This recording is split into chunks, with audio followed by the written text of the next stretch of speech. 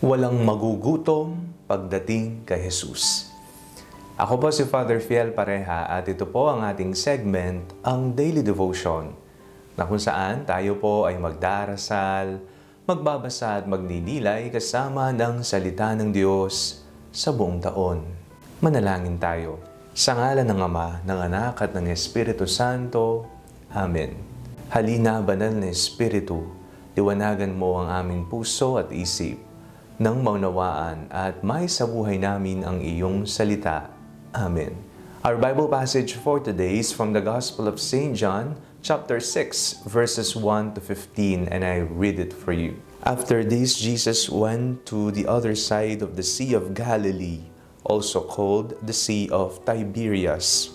A large crowd kept following him because they saw the signs that he was doing for the sick. Jesus went up the mountain and sat down there with his disciples. Now the Passover, the festival of the Jews, was near. When he looked up and saw a large crowd coming towards him, Jesus said to Philip, "Where are we to buy bread for these people to eat?" He said this to test him, for he himself knew what he was going to do. Philip answered him, 6 months' wages will not buy enough bread for each of them to get a little.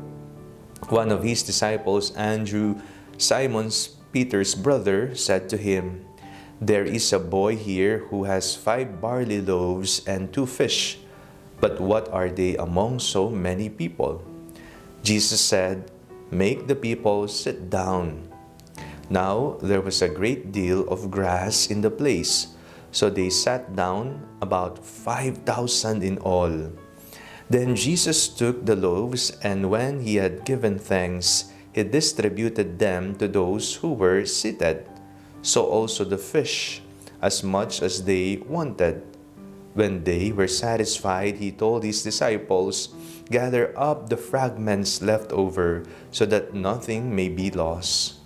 So they gathered them up, and from the fragments of 5 barley loaves left by those who had eaten, they filled 12 baskets. When the people saw the sign that he had done, they began to say, "This is indeed the prophet who is to come into the world."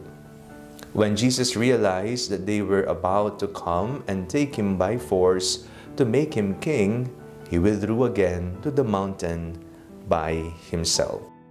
Sa panahon po ng ating mundo ngayon, kung titingnan po natin ang mga datos, parami ng parami ang mga taong nagugutom. Ang pagkain ay isa sa mga pangunahing pangangailangan ng tao. Ang pagkain ang siyang pumupuno sa kumakalam na sikmura ng isang ordinaryong mamamayan o maging ng isang mayaman. Tayong lahat ay kumakain sa araw-araw. Kailangan ng katawan ng sustansya. Parang tayo ay makapagtrabaho ng husto, makapag-isip ng maayos sa pag-aaral at paggawa ng desisyon araw-araw. Sa Panginoon, walang pagkagutom tayong mararanasan. Kung babalikan po natin ang pagmamahal ng Diyos sa atin, ang kanyang kabubugtungang anak ay kanyang ibinahagi, ipinadala, ipinagkaloob sa mundo. At siya ay nagkatawang tao, ngunit hindi natatapos sa pagkakatawang tao lamang, sapagkat noong gabing bago siya pinagtaksilan, inialay niya ang kanyang sarili bilang isang tinapay, bilang isang alak, isang pagkain na bubusog, hindi lamang sa ating gutom na sikmura, bagkus para sa ating naghihingalong kaluluwa. Nagpakatinapay ang Diyos para sa atin. Sa ating binasang Ebanghelyo, napakinggan po natin, mayroong kakapusan, mayroong wala, mayroong kakulangan. Lilima lamang na tinapay, dadalawa lamang na isda para sa 5,000 at iba pa. Naku, napakalaking catering problem na kinaharap ni Jesus at ng kanyang mga alagad. Ngunit, balikan natin, walang magugutom sa Diyos. At ito nga ay dinasalan, binasbasan, nagpasalamat at hinati at ipinagkaloob sa lahat ng tao. At ang lahat ay nabusog. meron pang mga natirang pagkain mula sa 5 tinapay at 2 isda. Kapag po tayo ay gutom, lumapit po tayo sa magpapabusog sa atin. Walang iba kundi ang ating Diyos. Walang magugutom na kaluluwa, walang maglulupaypay na espiritualidad sapagkat nariyan si Jesus para tayong lahat ay busugin. Ngayong araw din ito, ating pong ginugunita ang lahat ng mga matatanda. World Day for the Elderly, for the grandparents. Pasalamatan natin sila sapagkat tayong lahat, lalong-lalo na ang mga laki sa kanilang mga lolo at lola, ay binusog tayong lahat. Pinakain nila kayo. At ayaw na ayaw makita ng ating mga lolo't lola na ang kanilang apo ay nagugutom. Sa isang simpleng paraan, naranasan natin ang pagmamahal at pagbubusog ni Kristo sa atin sa pamamagitan ng ating mga lolo at lola. Manalangin tayo. Panginoong Jesucristo, alagaan po ninyo ang lahat ng mga matatanda dito sa mundo, lalo na ang aming mga lolo at lola. Naranasan namin ang inyong pagmamahal at pagbubusog sa pamamagitan nila.